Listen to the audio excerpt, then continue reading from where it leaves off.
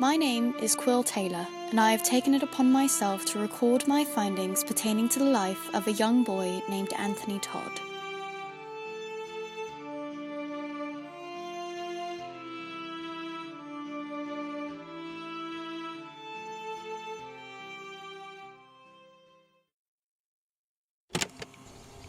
It's good to get some fresh air. I've been in the flat for ages. Didn't you leave at all? Not really. I have enough food and Liv kept bringing me coffee, which I still need to pay you back for. You really don't need to. Of course I do. Here, I'll take you to lunch one day. Oh, okay. That actually sounds nice. Hold me to it. We can try that pizza place. Oh, it's really good. I stopped by my way to see you the other day. It's been so nice to be able to go places. I don't know why I never did this. I can't imagine being cooped up in a library all day. I'd get so bored. You'd get bored in a library? I mean, yeah, I'd blow through all the books and have nothing else to do. Oh, well, I usually just reread them. I mean, that's an option. I just like having something new to do, I guess. You even said you like this kind of thing better, right? Walking around? Oh, yes, I do. I'm definitely gonna come out more often. Well, I'm glad all's well and good, but we need to make sure there's still a town to walk around when this is all over. So... where are we going again? Well, we're going to stop by the library first to drop Liv off, and then I'd like to stop by Tim's Hardware to ask about the shops. Remember how I told you about the power source? You told me you think there might possibly be one in town. Didn't sound very sure, though. Well, I'm not. But it's a good theory, and we might find clues while we look anyway. Tim, according to Mrs. Oakes, knows the layout of the shops the best out of everyone. If there was a way to get into the old lumber mill, he's the one to ask. Who's Mrs. Oakes? She owns the bakery. Do you want me to look into the clock tower while I'm at the library? I know we never got to go up there. Oh, good idea. I'll make sure to come by tomorrow and we can go then. What time is it? 10:30. Good, then we've got plenty of time to drop Liv off at the library first. Oh, you don't have to come all the way. It'd save time for you to just go ahead. Are you sure? It wouldn't be a problem. Yeah, that's alright. I'm gonna go as quick as I can before I forget the book I'm thinking of. It might be helpful. I'll see you soon, guys. Remember to come by tomorrow. Oh, alright. Bye, Liv. Well, I guess we don't have to go to the library. How did you manage to make friends with her? What do you mean?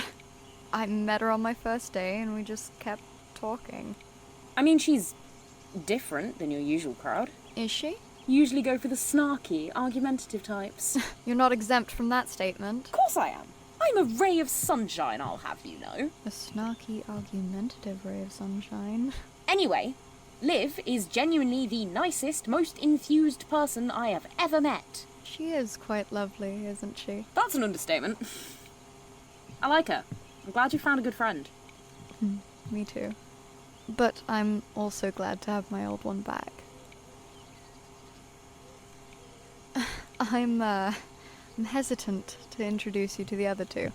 Well, 3, although I think Anthony will like you. And why not the other 2? Well, Abby's not keen on newcomers for various reasons. She tried to get me to leave a few times before accepting my help. I don't think she'll be happy about you being here, but she'll have heard about it by now. Sasha... Well, they were there when you crashed, but they didn't look too happy about you being here. Regardless, I'm sure you'll meet them eventually. Looking forward to it. Quill? You've really only been gone for a few weeks, right? You're not trying to pull one over on me, are you? Martin, I swear I'd tell you if I'd been gone for longer. But it has genuinely only been weeks. Not an entire rotation. I wouldn't go that long without contacting you, or someone, or trying to leave. I meant to stay here for a month, and it has been that already. I'd have left after this was over. But you're here now, so I feel a lot better about staying. But what if something happened to you? What if you couldn't come back? The only thing that stopped me from trying to get back is death itself. And if you had died? I hardly think it matters. I'd be dead. It hardly matters. It matters to me, Quill. I genuinely thought you were dead. Like, actually, literally dead. For months. recent months, and it took me ages to accept that you were actually gone. All I ask is that you be more aware of the sorts of things you're saying. Alright? Alright, Yes, you're right. I'm sorry, I wasn't thinking. We're both still getting used to it all. It's fine. Good afternoon. How can I help you today? Hi, Tim. Good to see you. Quill, right? How are you? Very good, thanks. And you? Oh, I'm just fine. The weather is lovely today. It sure is. Listen, I had a few questions for you about the old lumber mill, if that's alright.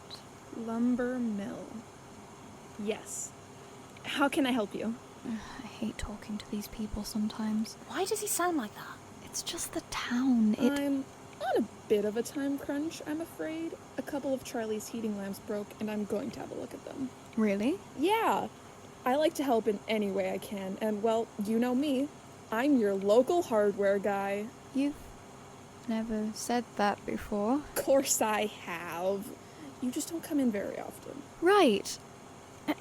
Okay, I was wondering if you knew a way to get into the main part of the lumber mill. I know the shops line the outside, but there's a middle in there somewhere, right?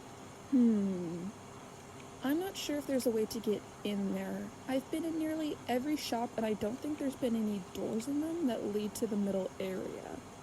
Why? Do you want to go inside? Call me curious. Well, if there's anything in there, it's dust by now. It's been closed off for a long time. Besides, I'm sure they emptied it out when they built these little shops. Can't imagine why they'd leave anything to sit in there with no way to get to it. If you happen to find a way in while you're working on something within the next few days, contact me. Sure thing. Perfect. Well, thank you. Have fun with Charlie and all that. Oh, I will. He always manages to make me smile. That's great. Tim, one more thing. Yeah? Do you feel any different today than you did, say, 3 days ago? You know, now that you mention it, yeah. I'm sure it's something to do with the accident. Moorgrove hasn't had anything that interesting happening forever. Thanks. Martin. Oh. Was that you? Are you alright? I'm fine. Thank you for asking. Quill and the librarian took care of me. Liv? Haven't seen her around in a while. I keep meaning to stop by the library. Really? Yeah.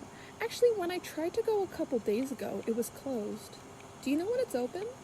Weekdays until 6. Perfect. I'll go today or tomorrow then. Right, well, we'll be off then. Don't want to keep you from Charlie. Oh, right, yes. See you around, Quill. Be sure to come see me if you need anything fixed. Will do. Have a nice day. You as well.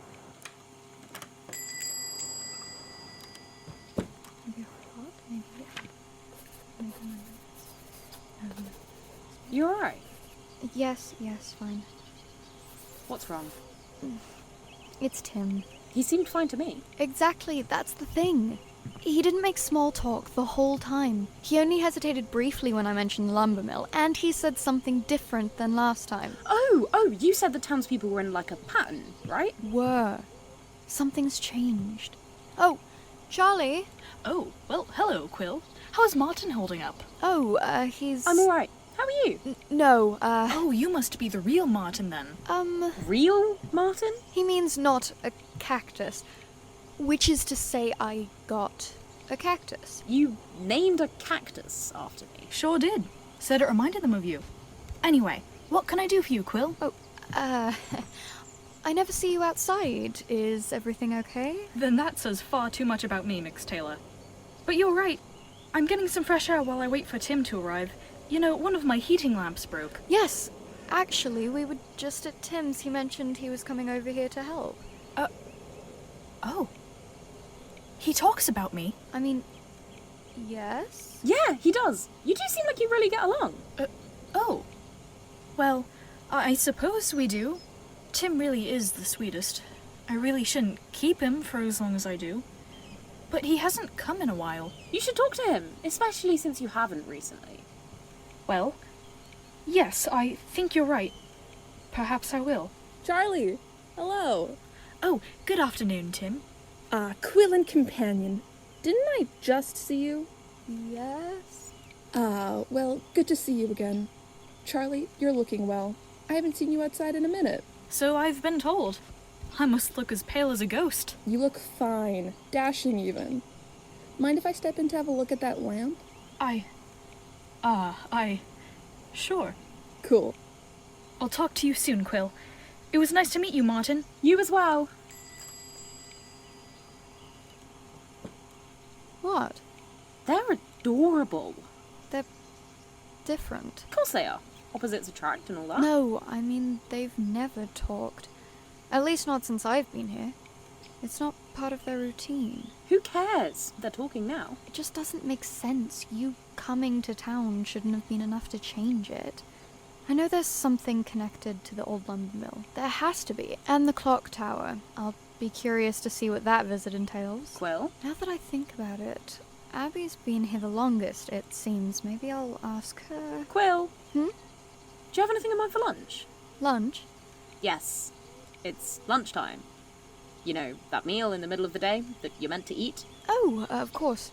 There's actually this cafe that I've been going to that has the best sandwiches. I think you'd like it. It's similar to that cafe we went to in Arealis, remember? Of course I do. Good. Then we'll do that. Then we can head back to my flat and get you a bit more situated. Oh, so I'm not going to continue sleeping in your bed? I mean, I do feel bad kicking you out to the couch. It was a joke. I don't mind sleeping on the couch, honestly. I mean, if you want, we could throw around ideas. I want you to be comfortable if you're going to be staying. Over lunch, I'm starving. Plus, you need to tell me about that cactus. Sure thing. Come on. I think I know what you want to get.